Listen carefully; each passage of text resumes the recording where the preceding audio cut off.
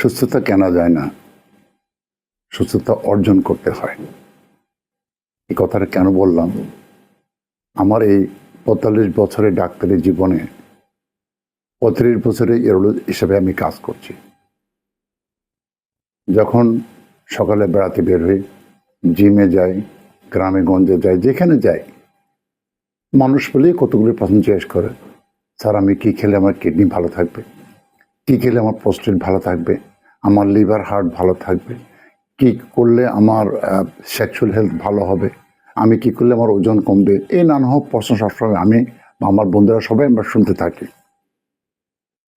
তো আজকে আমি ওই দিকটার উপরে ফোকাস দিয়ে আমি কথা বলবো, কারণ সচরাচর সবসময় আমরা kidney cancer, prostate cancer, bladder cancer, stone, transplant কত কিছু নিয়ে কথা বলি।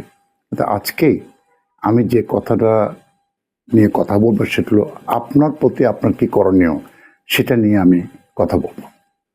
রোগীদেরকে আমি যেভাবে বোঝাই, গ্রামগঞ্জে তো সবাই তো শিক্ষিত না, আমি যেটা বলি দেখুন, আপনার শরীরটা কোনো মেশিন দিয়ে আমরা বানাইনি, এটা সৃষ্টিকর্তা দেওয়া একটা নিয়ামত। এর কোনো অংশ বাজারে কিনতে পাওয়া যায় না, এটা আপনার স্মরণ রাখতে হবে। এটা একটা কিছু নষ্ট হলে নষ্টই হয়ে গেল, এটা নতুন করে লাগানো যাবে না। সুতরাং আপনি আপনার শরীর যত্ন আপনাকে নিতে হবে। আপনি আপনার শরীরের মালিক, এটা আপনাকে ভাবতে হবে। আপনার শরীরকে সম্মান করতে হবে। আর একটা কথা মনে রাখবেন, মানুষের অনেক ধরনের সম্পদ আছে। সম্মান একটা সম্পদ, শক্তি একটা সম্পদ, বাড়িঘর একটা সম্পদ।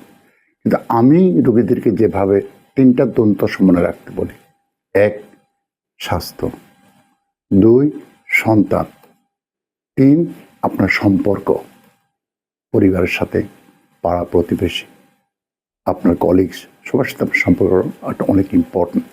তো আজকে আমি শরীর নিয়ে আমি কথা বলি।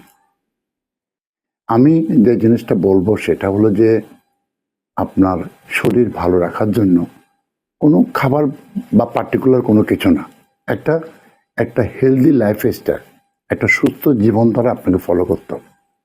আপনার জীবনকে নিয়ে একটা পরিকল্পনা করতে হবে। আপনি স্বাস্থ্যটা আপনি কেমন চান, আপনি ৮০ বছর বেঁচে থাকলে আপনি কেমন আপনাকে দেখতে চান, আপনি ৭০ বছর বেঁচে থাকলে আপনি কেমন আপনাকে এটা একটা পরিকল্পনা আপনাকে করতে হবে। সেভাবে আপনি তৈরি হবেন। তাহলে আপনি কি করবেন? আমি বেসিক কয়েকটা কথা বলি। ১, আপনার শরীরের ওজন নিয়ন্ত্রণ রাখবেন, এটা আপনার হাতে। কখন খাবেন, কি পরিমাণ খাবেন, কতবার খাবেন, এটা আপনি কন্ট্রোল করতে হবে। সো ওজন নিয়ন্ত্রণ করবেন, এই জন্য রেগুলার আপনি এক্সারসাইজ করবেন, ব্যায়াম করবেন। আমি শহরে যারা থাকেন তাদের কথা বলছি, আপনারা অবশ্যই অন্তত সপ্তাহে 5 দিন 1 ঘন্টা করে ব্যায়াম করবেন। ব্যায়ামটা কেমন হবে? শুধু বাগানে বা পুকুর পাড়ে হাঁটা না, আপনার মাথার ঘাম যেন পায়ে পড়ে সেরকম হতে হবে, যদি ডাক্তারের পরামর্শ থাকে। ২, যেটা আপনি করবেন, আপনি পর্যাপ্ত বিশ্রাম নেবেন। অন্তত 7 থেকে 8 ঘন্টা আপনি বিশ্রাম অথবা আপনি ঘুমাবেন। এটা কি জন্য? এটা করবেন এই জন্য, আপনি যে 10-12 ঘন্টা কাজ করেন, আপনার শরীরে যে ক্ষতবিক্ষত উইয়ার অ্যান্ড টিয়ার যেগুলি হয়, সেগুলি আবার রিজেনারেশন করার জন্য, আবার ঠিক হওয়ার জন্য, যেন আবার এনার্জি খুঁজে পায়, পরের দিন যেন কাজ করতে পারেন, সেই জন্য আপনাকে বিশ্রাম নিতেই হবে। এবং এটা নিলেই আপনি পরের দিন আবার ঠিকভাবে কাজ করতে পারবেন।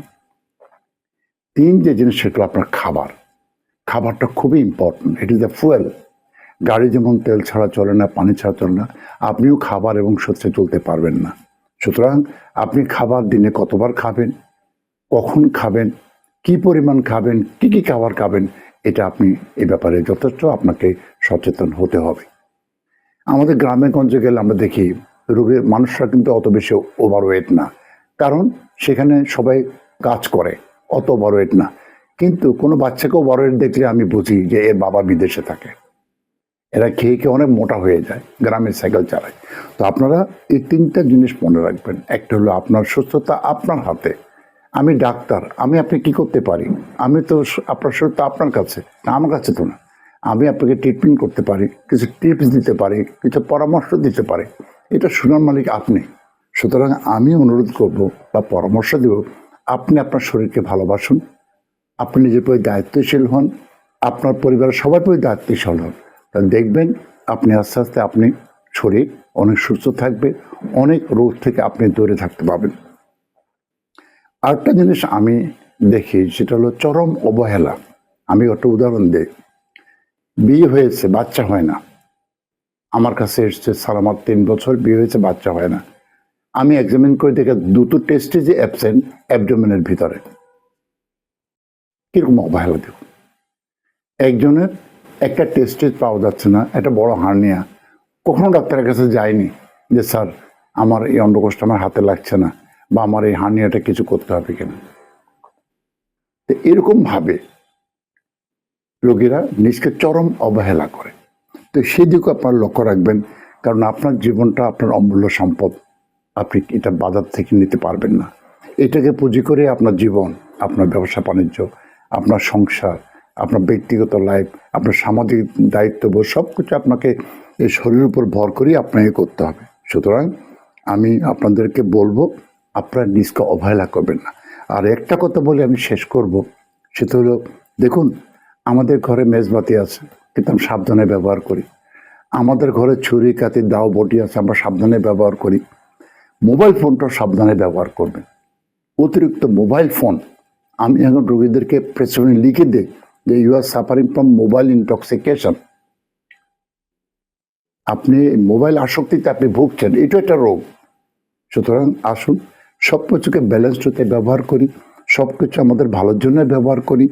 পৃথিবীর যত টেকনোলজি আবিষ্কার হচ্ছে সব মানুষের কল্যাণে, কিন্তু আমরা যেন নিয়ম নীতি মেনে যেটা ব্যবহার করি, নিজকে সুস্থ রাখি, যেমন আমরা জীবনটাকে সুন্দর করে পরিচালনা করতে পারি। এটাই থাকবে আমার আপনাদের প্রতি অনুরোধ। ধন্যবাদ।